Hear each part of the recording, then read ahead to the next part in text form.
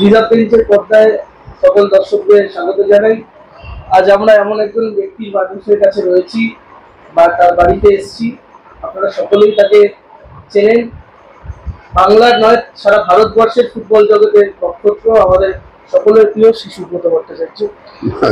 আমি জাস্ট তোমার কাছে একটু, আমরা আজকের বিষয় নিয়ে এসেছি আমাদের চ্যানেলের পক্ষ থেকে যে আগামী কিছুদিনের মধ্যেই ক্যালকাটায় ফুটবল লিগ শুরু হচ্ছে। তো আমরা দেখতে পাচ্ছি এই নতুন এআইএফএ বা নিয়ম করছে যে মিনিমাম 4 জনকে বাঙালি প্লেয়ারকে রাখতে হবে। তো এই নিয়ে টিমগুলো নিজেদের মধ্যে ব্যক্তিগত একটা রয়েছে। আগে তো বাঙালি প্লেয়াররাই খেলতো, 50 দশক 60 দশক 70 দশক তো বাঙালি প্লেয়াররাই খেলতো, কটা বাইরের প্লেয়ার ছিল। তা নয়, বাঙালি প্লেয়াররা খেলতে পারবে কেন পারবে না? তাদেরকে ঠিক মতো সময় দিলে, তাদের ঠিক মতো সুযোগ দিলে পরে তারা খেলতে পারবে, কেন পারবে না? নিশ্চয়ই পারে বাঙালি ফুটবলাররা। আমাদের এখানে এখন বাঙালি ফুটবলারদের সেই আন্তরিক চেষ্টাটা কমে গেছে। তার বা ফুটবলটা খেলতে চাইছে না, ফুটবলের অত গা লাগাচ্ছে না, এরকম একটা ভাব এসছে। এটা খুব খারাপ। এটা আসার কারণও আছে যে এই খেলোয়াড়দের কোনো সুযোগ সুবিধা দেওয়া হয় না। খেলোয়াড়দের তো সুযোগ সুবিধা দিতে হবে। তাদের বুট, মোজা, প্যান্ট, জার্সি কে দেবে? কেউ দেওয়ার নেই। সেই জন্য বলছি যে এইগুলো হয় কি, সবাই মিলে চেষ্টা করলে পরে হতে পারে, কিন্তু সবাই মিলতে পারবে না। আমাদের পশ্চিমবঙ্গে একজন খেলোয়াড়কে ভালোবাসতে পারবে না, পারে না, ওরা করবে না কখনো। আমরা দেখছি বাঙালি মানে দিনে দিনে, মানে যেটা তুমি সবসময় বলে এসছো বা অন্যান্য প্লেয়াররা বাঙালি যারা তোমাদের সময়কার প্রাক্তনীরা, তারা বলে যে বাংলার ফুটবলকে বাঙালিরা যেভাবে গৌরবময় করে তুলেছিল তোমাদের সময়কার, সেই দিকপাল প্লেয়াররা উঠে এসেছিল, তাদের কথা মানে অনেকে তারা নেই এখন, কিন্তু তোমরা যাদের হাত ধরে উঠে এসছো সেই সমস্ত মানুষরা এক সময় তোমাদেরকে তৈরি করে। আমাদের কথা হচ্ছে যে গ্রামীণ খেলাধুলোর ক্ষেত্রে সেরকম ভাবে উৎসাহ দেখাচ্ছে না। আগে জেলায় জেলায় প্রচুর খেলা হতো, ডিস্ট্রিক্ট লিগ গুলোতে, সেখান থেকে খেলোয়াড় যাচাই করা হতো, তারা কলকাতায় এসে খেলতো। তারাই ধীরে ধীরে নিজেদের নাম জাহির করতে। আর সাথে সাথে তুমি হয়তো জানো, সামনে তো মোহনবাগান ইলেকশন। আমরা দেখেছি তুমি কোনো নিজেকে নিজের মতন, তোমার ব্যক্তিত্ব, মোহনবাগানের পরিপূরক হচ্ছে সুব্রত ভট্টাচার্য, আমরা জানি।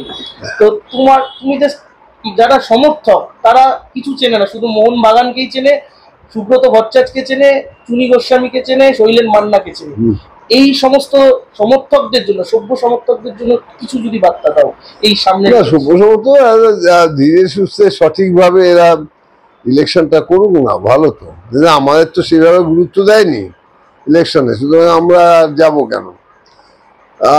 আমার কথা হচ্ছে যে ইলেকশনে যেই জিতুক, ক্লাবের ভালোটা যেন খেয়াল রাখে।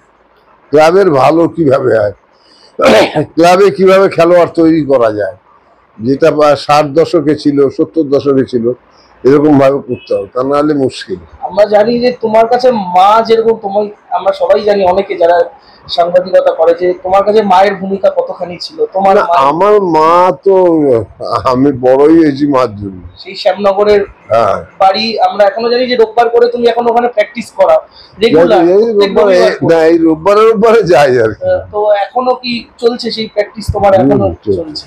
তো রোববারে মায়ের পরেই স্থান তোমার মোহনবাগান ছিল, যেখানে তুমি মায়ের পরে ভালোবাসো, মানে সারা, এমনকি তোমাকে তোমার খেলা পেলে মোহনবাগানকে ভালোবাসতাম, খুবই ভালোবাসতাম। মোহনবাগানে আমি ছোট হাতে সাপোর্টার ছিলাম, খেলেছি এক নাগারে 17 বছর 5 মাস খেলেছি। আমি 58টা ট্রফি দিয়েছি। আমি প্রায় 17 বছর বেশি প্রাইজ দিয়েছো মোহনবাগানকে। হিসাব করতে গেলে চুনি গোস্বামী যা প্রাইজ দিয়েছে, তুমি তার থেকে বেশি না, তাই বেশি দিয়েছি। এটা তো বলার, চুনি যাচ্ছে বেশি, আমি চুনিদা মান্নাদা এদের চেয়ে আমি বেশি খেলেছি। তো সেই ট্রফিও আমি বেশি দিয়েছি। এই ধরনের রোবাস, ডুরান, নাইভেসিল, এগুলো সব তো আমি সবচেয়ে বেশি দিয়েছি। কিন্তু সব মিলিয়ে মিশিয়ে এই যে পাওনাটাকে আদায় করা, এটা কিন্তু মোহনবাগান ক্লাবের জন্য। মোহনবাগান ক্লাব সেইভাবে আমার সঙ্গে ব্যবহারটা করে। ক্লাব বলতে গেলে তো এখন কিছু ব্যক্তি ক্লাবটাকে যারা চালাচ্ছে, বা এই যে ইলেকশনটা রয়েছে, যারা সমর্থক তারা বিভ্রান্ত। কিছু কিছু মানুষ বলছে যে আমরা ইলেকশনে ভোট দেবো না, অংশগ্রহণ করবো না। এই সময়টাই এই ঠিকই বলেছে, ঠিকই বলেছে। কাকে দেবে ভোট? আজকে আমি মোহাম্মদ ক্লাবের সবচেয়ে বেশি পুরনো প্লেয়ার, সবচেয়ে বেশি আমি খেলেছি, বেশি সবচেয়ে। আজকে তুমি আমাদের ডাকছো না, ডাকছো বিদেশ মানুষ, এদেরকে কি কারণে? রাজনীতির সমর্থন আছে বলে? হয়তো মোহামেডানে খেলেছে 2 বছর 4 বছর বলে, আমি তো কোনো ক্লাবও ছাড়িনি। এরা সেগুলো নজরে রাখে, রাখে না। না, ওই জন্য আমিও ভাবছি আর যাবো না। কিন্তু আজকে আমরা এসছি, বা সমর্থকরা যারা, তারা মানে বাবলুদা বলতে মোহনবাগানের পরিপূরক। তো তারা বলছে যে বাবলুদা কি বলছে, মানে এক একটা সময় হয় যে পুরোহিত। আমি আমি বলার মতো আমার কথা হচ্ছে যে আমি যে বলতে যাব কোথায়, আমি গতকাল আমার সঙ্গে কথা হয়েছে, ওই কি নাম, দেবাশিস দত্ত। ও গত আমার সঙ্গে কথাই বললো না, ভালো করে কথাই বললো না। আমি খুব অসন্তুষ্ট তাতে। ঠিক আছে, না বলেছে, আমি চলে এসছি ক্লাব থেকে। ঠিক আছে, ক্লাবে তো আমি মেম্বার, তো আমি তো ক্লাব শুধু, দেখা যাক। ঠিক আছে, কিন্তু বাংলা ফুটবল, ভারতবর্ষের ফুটবল আগামী দিন আমরা জানি খুব খারাপ জায়গায় যাবে, আরো খারাপ জায়গায় যাবে। ফুটবলের ট্যালেন্ট সার্চ না করলে পরে খারাপ জায়গায় চলে যাবে। প্রতিভা দেখতে হবে তো, কে ভালো খেলছে, কে খারাপ খেলছে, কে দেখছে? আমাকে তো চুনি গোস্বামী নিয়ে এসছে শ্যামনগর থেকে, তাহলে কোথায় এখন, কোথায় এখানে কে কে চয়েস করছে? এখানে চয়েস করছে রাজনৈতিক ভাবে যারা আসছে। এই রাজনৈতিক আশাটা বন্ধ করতে হবে। অসংখ্য ধন্যবাদ তোমাকে।